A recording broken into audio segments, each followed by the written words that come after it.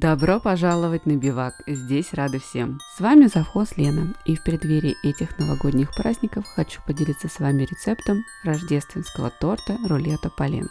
Это не просто вкусненький десерт, это настоящее продолжение древнего ритуала. Задолго до появления кондитерских в канун Рождества в дом было принято приносить, в том числе и в подарок, массивное полено. Его украшали, поливали вином и с молитвами сжигали в очаге. Тлеющие угли должны были оберегать дом весь праздник, а пепел хранили в качестве талисмана. Со временем традиции отходили, и настоящее полено стало заменяться вкусным кондитерским изыском. И позже уже французские кондитеры превратили этот символ домашнего очага и благополучия в изысканный десерт. Для любого француза и многих европейцев данный торт просто как для нас Наполеон или Медовик. Наверное, с точки зрения визуального, стилистического референса, ближайший торт, известный нам, это торт-сказка. Меня этот торт как-то в детстве и юности вообще обошел стороной. Я сейчас про сказку говорю.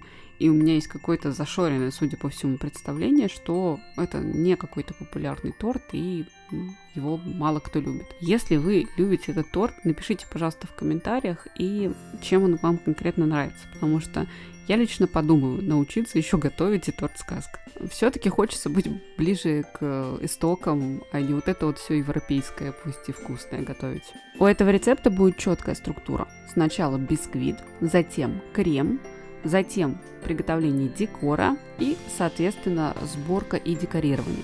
Мы организовали в этот раз данный монтаж рецепта таким образом, так как заметили, что возникает много вопросов, когда у нас есть какие-то нелинейные моменты, когда мы что-то отправляем в духовку и параллельно готовим что-то другое. Также мы предположили, что с тайм-кодами, которые мы разместим к этому видео, будет удобнее возвращаться к каким-то отдельным этапам приготовления этого рулета, когда вы уже начали его готовить. Также рецепты с четкой структурой, дополнительными табличками, вот версии рецептов, которые у нас выходят в видео, и те, которые не выходят в видео, есть на нашем сайте в блоге «Заметки бивака», на нашем канале в Дзене. Также все анонсы видео, рецептов и статей, а также других полезных материалов будут анонсироваться в нашем телеграм-канале. А раньше у нас просто не доходили руки до того, чтобы вести телеграм-канал, да и казалось очень странным дублировать везде одно и то же. А теперь на разных площадках у нас немного разный контент, который очень полезный. Это и советы, и рецепты, и многое-многое другое.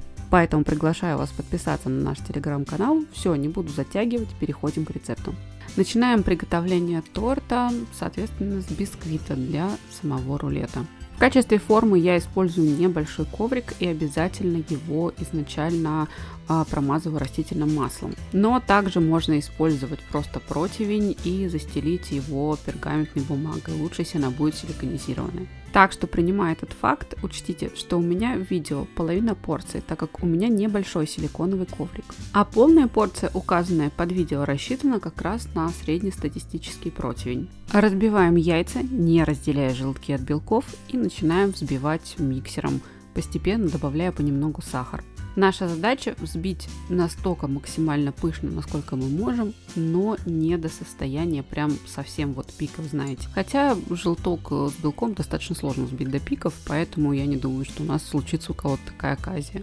Масса должна вспениться, напитаться воздухом, немного уплотниться до состояния приблизительно жидкой сметаны. Вот примерно так стекать с венчика. Далее получившуюся массу мы переливаем в миску или салатник. Берем все сухие ингредиенты и перемешиваем их до однородного равномерного состояния. Затем постепенно начинаем добавлять в нашу взбитую яичную смесь, перемешивая уже не миксером, а какой-то кулинарной лопаткой либо ложкой. И делать это нужно очень аккуратно и очень оперативно, чтобы не опала пена, которая у нас получилась за счет взбивания.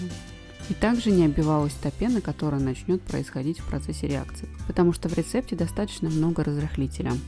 Наша задача все это аккуратно, оперативно вымешать примерно вот такими движениями и начать тут же распределять на засланном противне или на силиконовом коврике.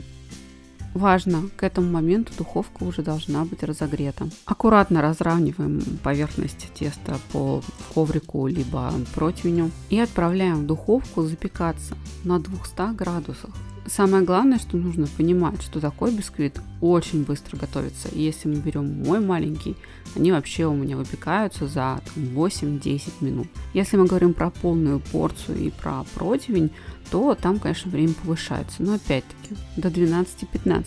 Где-то через 5-7 минут можно спокойно начинать заглядывать, протыкая зуботычкой в 2-3 местах. Далее вынимаем плоский наш бисквит из духовочки и сразу же, не дожидаемся ничего, накрываем полотенцем либо пергаментом и сворачиваем.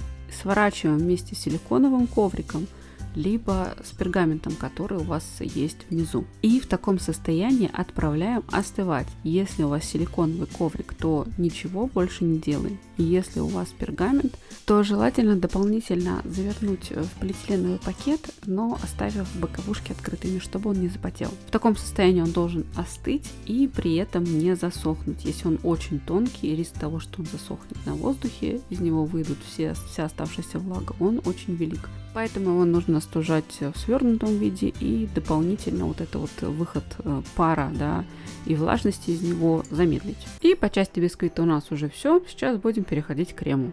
Данное полено я делала просто со взбитыми сливками и вишней из варенья. Начинкой все сочетание получилось что-то вроде черного леса. Но вы можете сделать с любой начинкой, которая вам понравится. И даже можете бисквит делать не шоколадным. У нас на канале есть рецепты с прикольными крем-чизами, их также можно использовать. Поэтому здесь коротко. Просто взбиваем сливки для взбивания 33%, они должны быть очень холодными, добавляем постепенно сахар, чтобы сливки стали взбитыми сливками. Единственное, что можно добавить, что на основе этого крема, отделив примерно его треть, можно на сливках уже с крем-чизом, с добавлением какао, сделать как раз вот этот верхний покрывающий слой. По кадрам, которые видите вы сейчас, ракурс был абсолютно неудачным, поэтому мучить таким видеорядом вас я не собираюсь. Переходите на наши другие рецепты и отдельные рецепты кремов, и можно посмотреть, как сделать крем-чиз и подобные аналоги. Переходим к следующей части, это подготовка декора. Чтобы создать вот такую вот имитацию коры, нужно растопить шоколад. Но мы же любим проверять рецепты, поэтому мы здесь провели небольшой эксперимент. Мы решили распределить шоколад и завернуть его в материалы, которые могут быть под рукой у кого угодно на кухне. Это пергамент, полиэтилен и фольга. Растопили, мы топим вообще на низкой температуре, просто на сковородке горький шоколад. Распределили, завернули и в холодильник. В течение 30-40 минут у вас будет кора. Главное, старайтесь сделать слой толще, чем 2 мм. И если вы посмотрите, очень классно все отходит от пергамента, причем силиконизированного и от несиликонизированного. Значительно дела обстоят хуже с полиэтиленом, потому что с ним получается, такое себе, очень много крошек остается непосредственно на самом полиэтилене. Но за счет мятости полиэтилена можно создать такой эффект текстуры натуральной коры. Ну и самый провальный образец нашего эксперимента это была фольга. Из нее вообще не удалось извлечь ни одного кусочка шоколада. Кору можно сделать заранее, просто переложить аккуратно в пакет и хранить в холодильнике. Для декора я еще использовала бисквитный мох, но на нем сейчас тоже не будем заострять внимание. Из этого рецепта я его выпустила отдельным рецептом, как и планировала выпускать все остальные части декора. Но не сделала этого. По той простой причине, что крем был повтором остальных рецептов и ракурс кадра вы увидели, а фигурки, как я делаю, знаете, всех кондитеров и шоколадье хватит просто удар. Я вам скажу здесь в 2 словах, как я это делаю. И к тому же, может быть, вы не захотите так украшать, а возьмете просто готовые шоколадные фигурки или натуральные ягоды, натуральные орехи, и вам не потребуется все это. Поэтому, если кому-то нужно, ссылочка будет в описании на рецепт мха отдельно. А теперь коротко об экстремальных методах изготовления вот таких вот шоколадных фигур конфеток из темного шоколада и белого шоколада для декора торта. Как говорится, все трюки выполнены профессионалами, просьба не повторять дома. Весь экстремализм заключается в том, и, конечно же, сейчас тут понапишут в комментариях, это то, что я просто беру капли шоколада, если я это делаю с темным шоколадом, да, с шоколадным шоколадом, я их просто на очень медленном огне растапливаю на сковороде и заливаю в формочки. Тут вот должно начаться, а как же термометр, а как же они потом будут таять? Да вот ничего не тает. И понимаете, почему я вам не могу этого советовать? Потому что, может быть, у меня эта история по поводу термометра, не термометра, уже где-то на подсознательном технологическом уровне. И я как-то визуально, да, на ощупь определяю температуру градуса. А у вас может так не получиться. Вот, не тает у меня ни из глазури, ни из шоколада эти фигурки потом. А белый шоколад я растапливаю в микроволновке, так импульсно. И добавляю нужные красители и точно так же заливаю, соответственно, форму. Потом все отправляю в холодильник, там все остывает. Я это все достаю из форм, перекладываю, как правило, в большой такой контейнерчик, и там оно хранится до часа X, когда я буду украшать торт. В принципе, все. Я не знаю, что мне здесь еще больше рассказать. Я уже подозреваю и прям предвкушаю, сколько будет комментариев о том, какая я раз такая. Но на видео вы сами видите, что это так работает. Возможно, я волшебница, да, и просто это скрываю. Вот и пришло время сборки и декора рулета. Разворачиваем остывшую заготовку, определяемся, какой стороной будем гладкой либо пористой вовнутрь, в зависимости от вашей кулинарной и творческой идеи. Также, если краюшки, как у меня вот один порвался, не переживаем, просто с него будем начинать заворачивать. Равномерно, достаточно толстым слоем распределяем взбитые сливки. Добавляем хаотично, но равномерно вишню. И легким движением руки сворачиваем нашу заготовку в рулет. Далее, не пугаемся, откуда у нас взялись еще какие-то заготовки. Повторюсь, у меня было на полпорции, такие маленькие рулеты делала, потому что я купила только такого размера коробки, поэтому вот эти вот дополнительные сучки, которые делаются к торту полено, я пекла отдельно. А на прошлых январских у нас было 4 дня рождения подряд у родственников, друзей, и всем подряд я делала этот торт. Собственно говоря, точно так же подготавливаем и заготовки для сучков. Но в вашем случае, если вы делаете полный, как раз с двух сторон его можно обрезать наискосок, чтобы потом приделать либо одну часть полена, либо бывает пополам вообще делят. Здесь уже полет фантазии вашего творчества, как вам больше нравится. После этого всего отправляем на 4-6 часов в холодильник. Я обычно отправляю на ночь, чтобы все хорошо пропиталось и стабилизировалось. После того, как достанете, сначала на подложке, либо на блюде, на котором будете подавать, сначала немножечко прикиньте композицию, покрутите, где у вас будут эти сучки, они будут лежать, стоять справа, слева. Сначала поприлепляйте на небольшое количество крема с разных сторон, то есть чтобы все подходило. Может быть, еще нужно смерить высоту, как в моем случае, чтобы входило в коробку. И когда все будет утверждено, просто на чуть больше количество крема присоединяем эти сучки. Далее на подложку немного добавляем крема, прикрепляем все основное полено и далее приступаем к выравниванию. Так как декор и дизайн этого торта предполагает легкую небрежность, соответственно, выравниваем легко и небрежно. И на этом базовая основная часть рецепта заканчивается. Дальше идет декор. И декор в этом случае у нас сейчас будет просто нарезкой, которую я сейчас нарежу, сделаю аккуратно, чтобы было все понятно.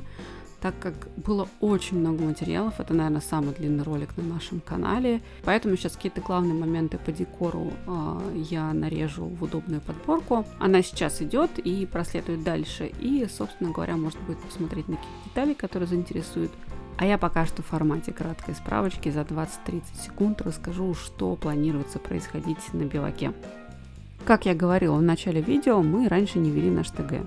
И теперь мы активно хотим взяться за развитие нашего телеграм-канала. Поэтому приглашаем вас подписаться. Где-то после 100 подписчиков мы начнем делать различные активности, делиться оперативной информацией о наших статьях и рецептах. Также нам кажется, что это будет отличной площадкой, чтобы разделять с вами наши какие-то успехи или, может быть, неудачи. Очень хочется иногда поделиться, допустим, тем, что вот сейчас мы решили до Нового года все 30 дней выпускать каждый день рецепты на Дзене. Есть результаты, и хочется поделиться и статистикой, и рассказать, как мы это делали, показать, скажем так, другую сторону ведения блога. Отвечать напрямую на вопросы с рецептами, брать какие-то ролики на обзоры, которые вы нам направите, устраивать голосование за какие-то конкретные рецепты, которые нам нужно переработать в нашем ключе, проводить различные конкурсы и дарить подарки. Но самое главное, это, наверное, то, что мы хотим создать такой определенный круг друзей, людей, близких по духу, которые могут обменяться полезными советами, связанными с продуктом питания, с готовкой на открытом воздухе, поделиться эмоциями, впечатлениями от путешествий и, конечно же, получить поддержку и одобрение. Поэтому всех еще раз приглашаем в наш телеграм-канал, переходите, подписывайтесь, а также ознакомьтесь со всеми нашими остальными площадками, если вам интересно или удобнее там. Так что оставайтесь с нами на биваке, ставьте лайк и подписывайтесь на канал.